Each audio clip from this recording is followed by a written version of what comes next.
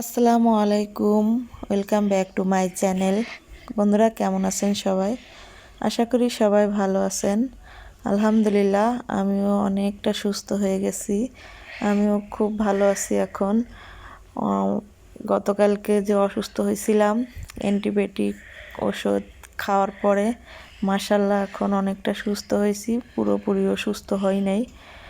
তো বন্ধুরা, সকালবেলা মিষ্টি দিয়ে শুরু করলাম, কারণ হচ্ছে শিফায়েতের বাবা শিফায়েতের জন্য মিষ্টি নিয়ে আসছে।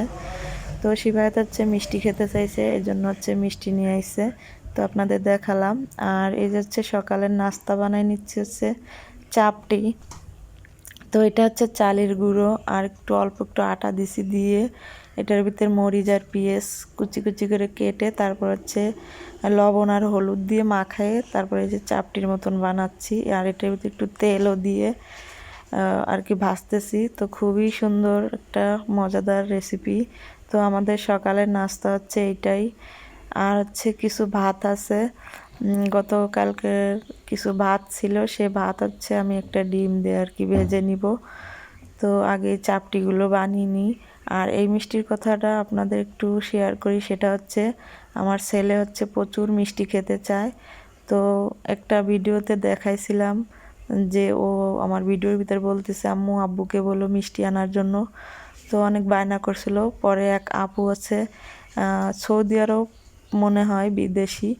তো সেই আপু বলতেছে, আপু ওকে মিষ্টি কিনে খাওয়ান, কারণ ও হচ্ছে ছোট মানুষ।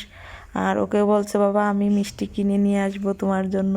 তো সেই আপুর উদ্দেশ্যে বলতেছি, আপু ও সবসময় মিষ্টি খেতে চায়, আর আমার বাসায় সবসময় মিষ্টি থাকে, একদিন না থাকলেই ওরকমের করে ও।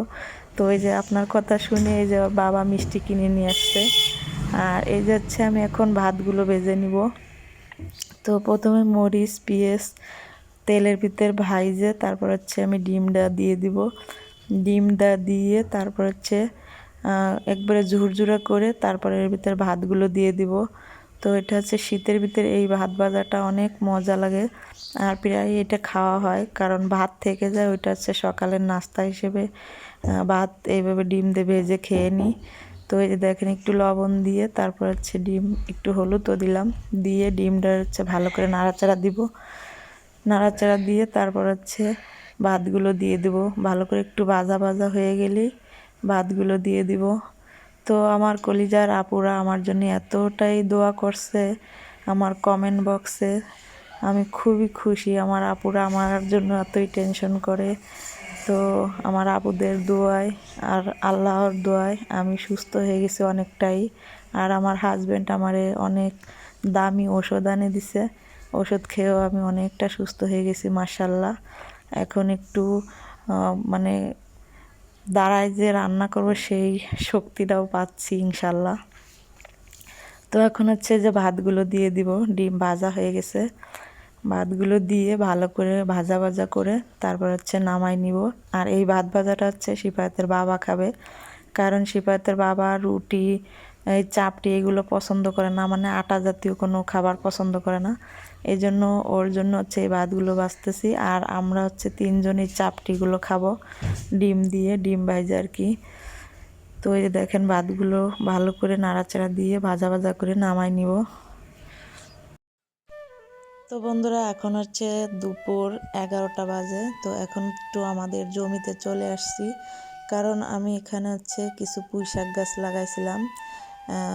গত 2-3 দিন আগে আমি দেখে গেছি পুঁইশাকগুলো অনেকগুলো আগা হয়েছে। তো আজ হচ্ছে আমি পুঁইশাক রান্না করব। তো এই জন্য হচ্ছে পুঁইশাকগুলো নিতে চলে আসলাম। তো দেখেন, আমাদের এখানে ধান কাটতেছে, আর ধানগুলো কিভাবে কৃষকরা বাড়িতে নিয়ে যাচ্ছে অনেক সুন্দর করে ঘাড়ে করে।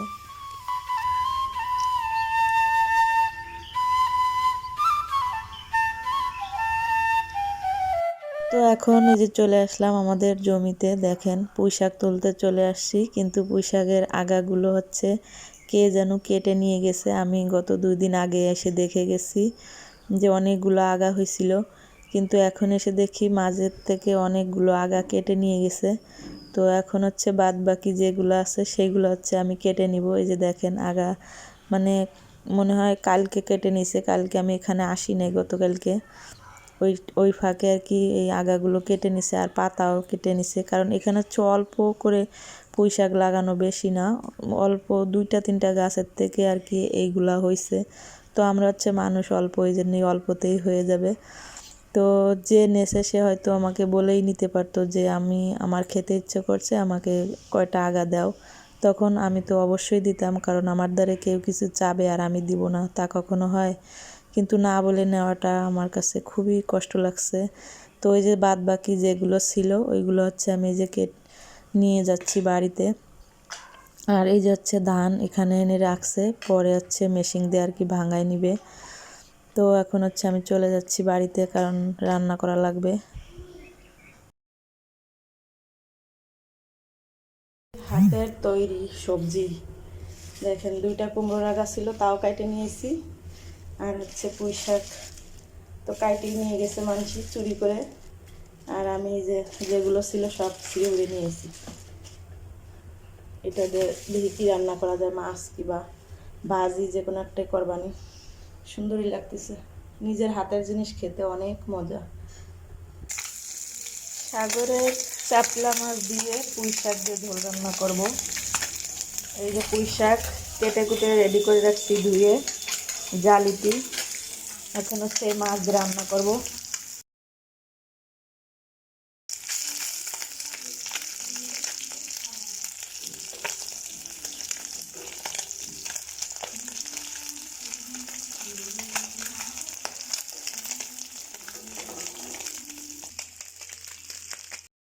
তো বন্ধুরা, মাছ ভাজা কমপ্লিট আর তরকারি রান্নাটাও প্রায় কমপ্লিট। তো টাটকা টাটকা শাক দিয়ে সাগরের চাপিলা মাছ দিয়ে ঝোল রান্না করছি। দেখেন কালারটা কত সুন্দর আসছে, আর খেতে তো আরও মজা হয়েছে। তো আমার ভিডিওটা কেমন লাগলো অবশ্যই কমেন্টে জানাবেন। আর যদি কোনো অংশে ভালো লেগে থাকে তাহলে লাইক, কমেন্ট, শেয়ার এবং সাবস্ক্রাইব করে পাশে থাকবেন। আল্লাহ হাফেজ।